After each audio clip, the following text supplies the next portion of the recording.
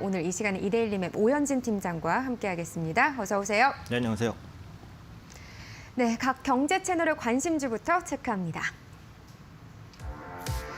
이데일리 TV입니다. 잉글우드랩, SKI 테크놀로지, 성우하이텍, 노바렉스, DSR, 대한해운, 현대건설, 포인트모바일까지 올라왔고요. 한국경제TV입니다. EDGC, 인선ENT, 매드팩토, 세방전지, 셀트리온 헬스케어, DB하이텍, CS윈드를 올렸네요. 자, 매일경제TV는요. 하이브, 벽산, 브랜드엑스 코퍼레이션, 대성파인텍, 나라M&D, 감성코퍼레이션, 그리고 SJ, STN까지 올라왔습니다. 자, 마지막 MTN입니다. KT, 오스템 임플란트, 백산, 코스맥스, 삼영화학, 삼성 엔지니어링을 담았네요.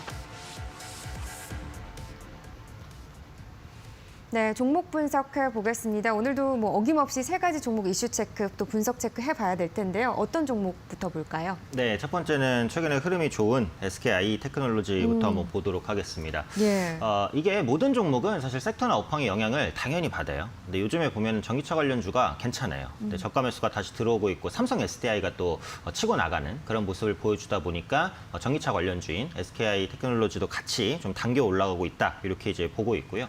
상장하고 나서 또 속을 썩였던 종목이기도 하잖아요. 그렇죠. 근데 이게 예. 상장주가 다 비슷해요. 그러니까 처음에는 이제 공모가 대비해서 이제 급등 출발을 웬만하면 하니까 고평가 부담이 있고 상장하자마자 차익 실현하는 물량이 당연히 나와요. 그렇기 때문에 이제 조정을 보이고 보통 2개월이나 3개월 정도가 돼야 바닥을 찍고 반등을 시도하는데 이 종목도 2개월 정도 바닥을 일단 쳤으니까 일단 가격 부담 좀 해소했다. 이렇게 이제 보셔도 될 것 같고요. 예. SKI 테크놀로지는 그 분리막을 생산하는 업체입니다. 그러니까 전기차 4대 핵심 소재가 양극재, 음극재, 분리막, 전해질 이렇게 이제 구분이 돼 있죠. 그래서 그 중에서 한 15% 정도 차지하는 이제 분리막을 생산을 하고 있는 업체고요. 전기차 시장이 성장하게 됐을 때 소재 수요도 당연히 증가한다고 보시면 되겠고, 최근에 현대차라든지 기아의 전기차 글로벌 시장에서 괜찮게 팔리고 있고요. 어차피 대부분 완성차 업체들이 이제 내연기관은 생산 안 하겠다라는 기조를 유지하고 있기 때문에 최소 3년은 이제 글로벌 전기차 시장이 폭발적으로 성장한다라고 보시면 되겠죠. 다만 이제 앞서 말씀해 주신 대로 고평가 부담, 공모주 10만 5천 원이었는데 첫날 이제 22만 원까지 급등을 하다 보니까 매물이 나왔고 2개월 정도 소화 기간이 좀 있었습니다. 근데 지금 기관과 외국인 수급도 다 좋아요. 그러다 보니까 추세도 좋고 전기차도 살아나고, 그러니까 그런 관점에서 우상향을 좀 더 이어갈 수 있다라고 보는데, 아직은 완전히 안심할 수 없는 게요. 이 보호예수 물량이 좀 아직 남아 있어요. 3개월 확약 물량이 17%, 6개월 확약 물량이 24%. 그래서 40% 물량이 6개월 안에 풀려요. 네, 그렇게 되면 또 가격적인 부담이 있을 수 있으니까 당장은 일단 추세적으로 살아있고 전기차적으로 괜찮기 때문에 올라갈 것으로 보이지만, 보호 예수가 풀리는 그 시기, 그 근처에서는 일단 조심할 필요가 있겠다. 그 말씀을 드리겠습니다. 또다시 조정이 나올 수 있는 이벤트가 될 수 있다. 이렇게 좀 이해를 하면 되겠네요. 그렇죠. 근데 이게 보호 예수가 해제된다고 물량이 무조건 나오는 건 아니에요. 그런데 해제된다는 그 해제되는 기간이 가까워 온다. 이것만으로도 밀릴 수 있거든요. 그러니까 이런 부분까지도 다 주의하셔야 될 것 같아요. 네, 주의하시면서 대응 전략 세워보시면 될 것 같고요. 수급적인 측면 짚어주셨습니다만 기관 같은 경우 거의 한 달째 계속해서 좀 매수하는 흐름을 보여주고 있으니까 수급 체크도 해보시면 좋을 것 같아요. SKI 테크놀로지 지금 3%대 흐름이네요. 18만 9천 원 강세 나타내고 있습니다. 자, 두 번째 종목으로 또 분석 넘어갈게요. 네, 두 번째도 이제 경기 회복 수혜주라고 볼 수 있는 인선 ENT라는 종목인데요. 이게 이제 건설 폐기물을 수집하고 처리하고 소각하고 이런 일을 하는 업체입니다. 그러다 보니까 경기가 좋을 때 이제 쓰레기도 많이 나올 거 아니에요. 그래서 경기가 좋을 때 수혜를 직접적으로 받을 수 있는 종목이고, 그러니까 그런 흐름들이 최근에 실적 컨센서스를 올리고 있다라고 보시면 될 것 같고요. 특히 폐기물이 가장 많이 나오는 장소는 이제 건설 현장, 거기서 이제 폐기물이 가장 많이 나오죠. 그래서 건설 경기에 민감하다라고 볼 수 있는데, 지금 재건축, 재개발, 수도권 주택 공급 확대 이런 기대감들이 모두 다 맞물려 있기 때문에 업황 측면에서는 긍정적이다 이렇게 볼 수 있습니다. 또 대선이 얼마 안 남았잖아요. 수도권 집값이 너무 비싸기 때문에 공급 확대 정책은 어떤 식으로든 나올 거예요. 다음 정부에서도. 네, 그렇기 때문에 모멘텀은 내년까지도 좀 이어갈 수 있다라고 보고 있습니다. 그리고 이 폐기물 사업이라는 게 그 진입 장벽이 높아요. 하고 싶다고 할 수 있는 게 아니에요. 기본적으로 폐기물장을 짓는데 동의할 사람이 별로 없잖아요. 그러니까 주민들의 동의라든지 공간이라든지 이런 굉장한 제약들이 있기 때문에 이걸 다 뚫고 사업권을 따내기 진짜 힘듭니다. 그래서 지금 폐기물 업체가 어쨌든 신규로 들어오기 어렵다면 기존의 업황 호조는 있는 기업이 받아나갈 수 있다라고 보시면 될 것 같고요. 추가적으로 자동차 폐차 처리 재활용 사업도 영위를 하고 있어요. 그래서 코로나 때문에 좀 덜 팔렸던 자동차 판매량이 좀 회복되는 모습들 나오고 있기 때문에 차량 폐차 처리라든지 재활용이라든지 이런 부분에서도 좀 수혜를 받을 수 있다라고 보고요.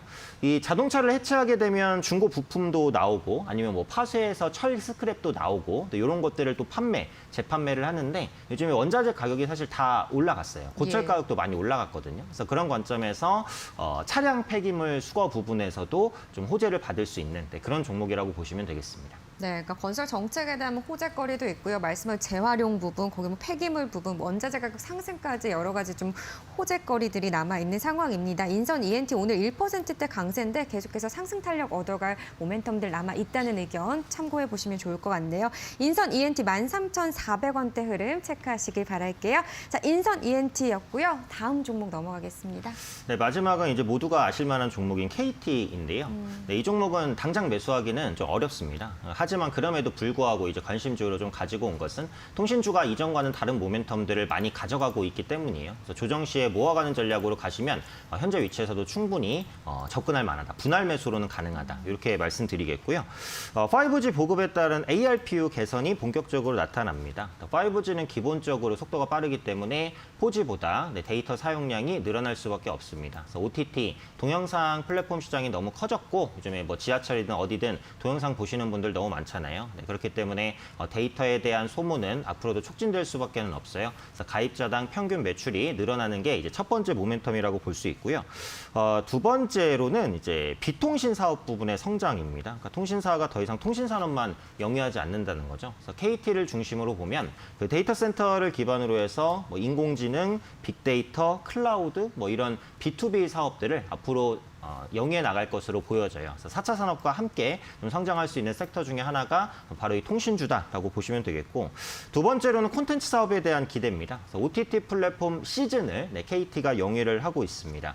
통신주는 기본적으로 데이터베이스가 엄청나게 많아요. 그러니까 이게 핸드폰이 없으신 분은 없잖아요. 그러니까 또 SK, LG, KT 이렇게 또 갈아타신단 말이에요. 예. 그러면 사실상 이제 국민의 모든 DB를 통신사는 다 갖고 있는 거예요. 그럼 그런 DB들을 활용해서 거기에 나오는 정보라든지 이런 것들을 뭐 동영상 플랫폼이나 이런 부분들로 연결시킬 수 있다라고 보시면 될 것 같아요. 특히 요즘에 플랫폼 기업들 주가가 진짜 많이 다 올랐어요. 뭐 CJ ENM이라든지 뭐 아프리카 TV 이런 기업들이 이제 다 플랫폼 관련주인데 몸값이 높아지고 있는 추세죠. 그래서 통신주도 여기에 같이 동참할 수 있다. 이렇게 이제 보는 거고요.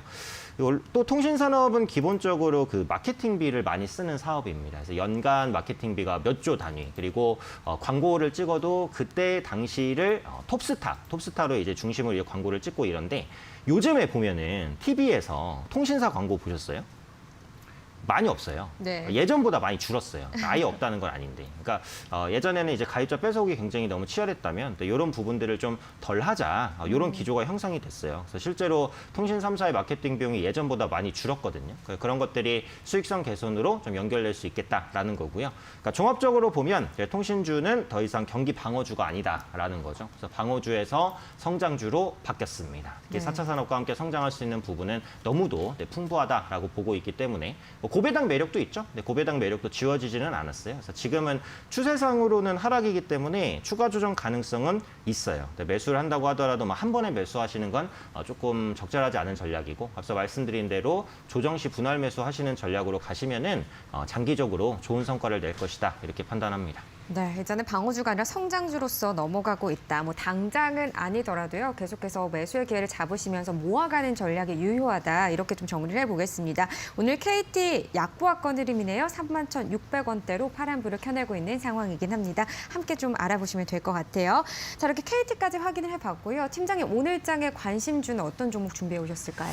네, 오늘은 역시 또 포스트 코로나 관련해서 수혜를 받을 수 있는 유통주를 가지고 왔는데요. 편의점주인 GS 리테일 전해질입니다.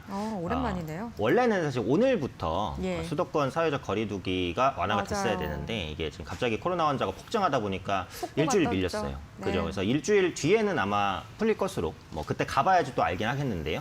어쨌든 완화가 조금씩 되고 있는 추세입니다. 그래서 식당이라든지 카페 이용 시간이 이제 12시까지 좀 늘어나지 않을까 이렇게 예측을 하고 있고, 그럼 당연히 이제 유통주가 최대 수혜를 받는다라고 보셔야 될 것 같아요. 그래서 관심 있게 보셔야 될 것 같고, GS 리테일은 지금 무인 주류 자판기 도입을 추진하고 있습니다. 술이 되게 불편한 게 배달시키기가 좀 힘들어요.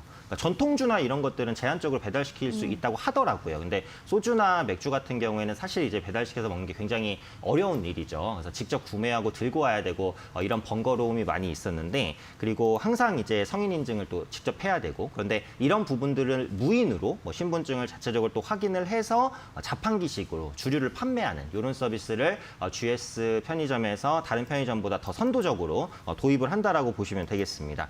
바코드로 인식시키고 구매하는 방식이 고 이런 부분들이 주류 판매 확대로 연결될 수 있을 것이다, 이렇게 판단하고 있고요. 또 GS25와 GS 슈퍼마켓의 그 배달 전용 주문 모바일 앱을 론칭을 했습니다. 그래서 편의점에서 그 배달을 한다는 게 예전엔 생소한 개념이었는데 올해는 아니에요. 최근에 보면은 주변에도 편의점에서 뭘 시키시는 분들이 좀 많이 늘어났어요. 예. 편의점은 가까운 곳이지만 또 배달시키면 훨씬 더 편하잖아요. 또 요즘에 뭐 배달 음식 시장도 크고 또 오픈마켓 시장도 크고 택배가 워낙에 또 일상화가 됐기 때문에 코로나19가 가져온 변화죠. 그렇죠. 예. 근데 이게 이제 분석들을 보시면 코로나19가 해소된다고 해서 딱히 끝나진 않을 것이다, 이런 네. 분석이 대다수예요. 그래서 약간 습관이 된 것 같아요, 이제는요. 맞아요. 그래서 예. 그런 부분에 대한 장점이나 편의성도 분명히 있으니까 그래서 이런 것들이 고착화될 것으로 보이고, 이제 GS 리테일을 포함한 편의점도 배달 서비스 시장에 적극적으로 뛰어들고 있기 때문에 뭐 이런 부분들이 외형 성장으로 좀 나타날 수 있지 않을까, 이렇게 판단하고 있습니다. 네, 알겠습니다. GS 리테일 그럼 기술적 분석을 또 해봐야 될 텐데요. 어떻게 접근할 수 있을까요? 네, 사실 기술적으로 보면은 조금 지루할 수 있어요. 올해 들어서 박스권 36,000원, 39,000원에서 약간 갇힌 이런 흐름들이 나타나고 있는데요.